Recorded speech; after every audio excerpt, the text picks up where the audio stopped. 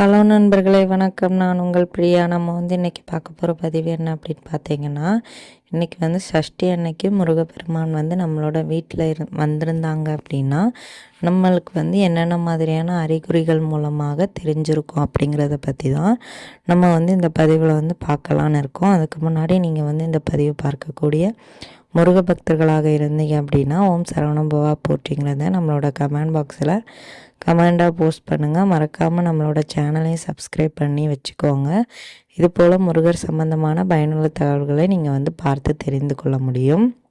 இப்போ வாங்க நம்ம பதிவுக்குள்ளே போகலாம். இன்றைக்கி சஷ்டி அன்னைக்கு நிறைய பேர் விரதம் இருந்திருப்பீங்க, நிறைய பேர் கோயிலுக்கு போயிருப்பீங்க, நிறைய பேர் வீட்டிலேயே இருந்து பூஜைகள் பண்ணியிருப்பீங்க. ஸோ எல்லாருக்குமே ஒவ்வொரு விதமான அறிகுறிகள் மூலமாக முருகப்பெருமான் உங்களுக்கு காட்சி தந்திருப்பார். இன்னைக்கு கோயிலுக்கு போனவங்களுக்கு எந்த மாதிரி அறிகுறிகளை காமிச்சிருப்பார் அப்படின்னு பார்த்தீங்கன்னா, கண்டிப்பாக நீங்கள் உங்களோட வேண்டுதல்களை கேட்கும்போது முருகப்பெருமான் கிட்ட இருந்து முருகப்பெருமானோட கழுத்தில் இருந்தோ அந்த மாலையிலேருந்தோ ஏதாச்சும் ஒரு பூக்கள் உங்களுக்கு விழுற மாதிரி கண்ணுக்கு தெரிந்தது அப்படின்னா கண்டிப்பாக உங்களோட வேண்டுதல்களை முருகப்பெருமான் கேட்டிருக்கிறாரு.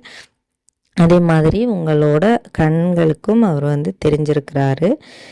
அதுக்கப்புறமா ரெண்டாவது அறிகுறியாக என்ன தெரிஞ்சிருக்கும் அப்படின்னு பார்த்தீங்கன்னா, கோவிலில் நீங்கள் சாமி கும்பிட்டுட்டு இருக்கும்போது மணி ஓசையோ இல்லை நாதஸ்வரமோ இல்லை மேல சத்தமோ மங்கள ஓசைகள் கேட்டது அப்படின்னா கண்டிப்பாக முருகப்பெருமான் உங்களுக்கு இன்றைக்கி காட்சி தந்திருக்கிறார். வீட்டில் பூஜை பண்ண பக்தர்களுக்கு முருகப்பெருமான் எந்த மாதிரியெல்லாம் உங்கள் வீட்டில் வந்ததற்கான அறிகுறியை காமிச்சிருப்பார் அப்படின்னு பார்த்தீங்கன்னா, நீங்களும் வீட்டுகளில் இன்றைக்கி முருகப்பெருமானோட படத்திற்கு பூக்கள் வைத்து அலங்காரம் பண்ணி பூஜைகள் பண்ணியிருப்பீங்க. கண்டிப்பாக அந்த பூக்கள் கீழே விழுற மாதிரி நீங்கள் பார்த்தீங்க அப்படின்னா உங்களோட வீட்டிற்கு முருகப்பெருமான் வந்திருக்கிறார். அதே மாதிரி உங்களோட வேண்டுதல்களையும் சீக்கிரமாக நிறைவேற்ற போவதற்கான ஒரு அறிகுறியாக தான் இந்த பூக்கள் விழுறதை நம்ம சொல்ல முடியும். அதே மாதிரி வீட்டில் நீங்கள் சாமி கும்பிட்டுட்டு இருக்கும்போது உங்கள் மொபைல்லையோ இல்லை வெளியே எங்கேயோ ஒரு சாமி பாட்டு கேட்குது, முருகர் சம்மந்தமான பாடல்கள் கேட்குது, இல்லை முருகர் சம்மந்தமான அந்த மந்திரங்கள் யாராவது சொல்கிற மாதிரி உங்களுக்கு கேட்குது அப்படின்னா கண்டிப்பாக முருகப்பெருமான் உங்கள் இல்லத்திற்கு வந்திருக்கிறார்.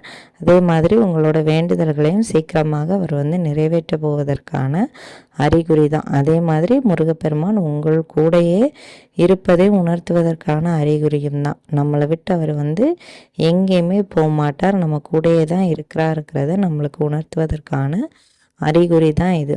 அதுக்கப்புறமா மூணாவது அறிகுறியாக என்ன தெரிஞ்சிருக்கும் அப்படின்னு பார்த்தீங்கன்னா, கண்டிப்பாக நீங்கள் சாமி கும்பிடும்போதோ இல்லை விரதம் இருந்துட்டு இருக்கும்போதோ முருகனோட நாமங்களோ இல்லை அவரோட மந்திர ஜபங்களோ சொல்லிகிட்டு இருக்கும்போது பல்லி சத்தம் போட்டிருக்கும். கண்டிப்பாக அந்த மாதிரி சத்தம் போட்டுது அப்படின்னா முருகப்பெருமானே உங்கள் இல்லத்திற்கு வந்ததான அறிகுறி தான். நம்மளோட இஷ்ட தெய்வங்களோ குலதெய்வங்களோ நம்ம வீட்டிற்கு வரும்போது தான் இந்த பல்லிகள்லாம் சத்தம் போட்டு நம்மளுக்கு ஒரு நல்ல செய்தியை சொல்லுமா, நம்மளோட வேண்டுதல்கள் நிறைவேற போகுது அப்படிங்கிற ஒரு நற்செய்தியை நம்மளுக்கு தெரிவிப்பதற்காகத்தான் இந்த பல்லிகள் சத்தம் போடுது. ஸோ இந்த அறிகுறி யாருக்கெல்லாம் தெரிந்தது அப்படின்னு நம்மளோட கமெண்ட் பாக்ஸில் மறக்காமல் கமெண்ட் பண்ணுங்கள். அப்புறம் நிறைய பேர் இன்றைக்கி தீபங்கள் ஏற்றி தான் எல்லாருமே முருகப்பெருமானை வழிபாடு பண்ணியிருப்பீங்க. அப்படி ஏற்றி அந்த தீபத்தின் ஒளிச்சுடர் ரொம்பவும் பிரகாசமாக இருக்குது, உங்களுக்கு பார்த்தாலே மனசுக்கு ஒரு நிம்மதியாக இருக்குது அப்படின்னாலே கண்டிப்பாக முருகப்பெருமான் உங்களோட இல்லத்திற்கு வந்திருக்கிறார். அதே மாதிரி ஏற்றின அந்த தீபச்சுடர் ஒரு வேல் வடிவில் உங்களுக்கு காட்சி தருது அப்படின்னாலே கட்டாயமாக முருகப்பெருமான் உங்களோட இல்லத்திற்கு இந்த சஷ்டி அன்று வந்திருக்கிறத உணர்த்துவதற்காக தான் இந்த அறிகுறி தெரியும். அதே மாதிரி நீங்கள் தீபாராதனை காட்டும் போதோ இல்லை முருகப்பெருமானையே பார்த்து வணங்கிட்டு இருக்கும்போதோ அவர் அவரோட முகம் புன்னகைக்கிற மாதிரி, அதாவது முருகப்பெருமானோட அந்த படம் சிரிக்கிற மாதிரி உங்களுக்கு தெரிந்தது அப்படின்னா கண்டிப்பாக முருகப்பெருமான் வந்து உங்களோட வேண்டுதல்களை ஏற்று உங்களோட பூஜைகளையும் அவர் வந்து இன்றைக்கி வந்து ஏற்றுக்கொண்டிருக்கிறார். உங்களோட இல்லத்திற்கு உங்களோட நம்பிக்கையை தருவதற்காக அவர் வந்து இன்றைக்கி வந்து வந்திருப்பதை உணர்த்துவதற்கான மிக முக்கியமான அறிகுறியாக இதை நம்ம வந்து சொல்லலாம். அதே மாதிரி உங்கள் வீட்டுக்கு வந்து இன்றைக்கி வந்து பட்டாம்பூச்சி ஏதாச்சும் வந்துச்சு அப்படின்னா கண்டிப்பாக முருகப்பெருமான் வந்து உங்கள் வீட்டிற்கு வந்து வந்திருக்கிறார். அதே மாதிரி வீட்டிற்கு வரும்போது வாசனைகளும் நிறைய வரும். இதை பற்றின பதிவும் நம்ம வந்து போட்டிருக்கிறோம்.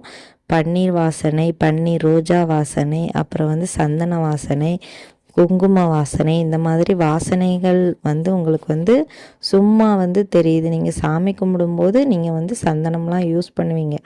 அப்போ தெரிகிற வாசனையை விட நீங்கள் வந்து சும்மா இருக்கும்போதும் உங்கள் வீட்டில் ஏதாவது இயல்பான வேலைகள் பார்த்துட்டு இருக்கும்போது உங்களுக்கு வந்து இந்த மனம் வந்து தெரியுது அப்படின்னா கண்டிப்பாக முருகப்பெருமான் வந்து இன்றைக்கி வந்து உங்கள் இல்லத்திற்கு வந்ததற்கான மிக முக்கியமான அறிகுறியாக நம்ம வந்து இதை வந்து சொல்லலாம்.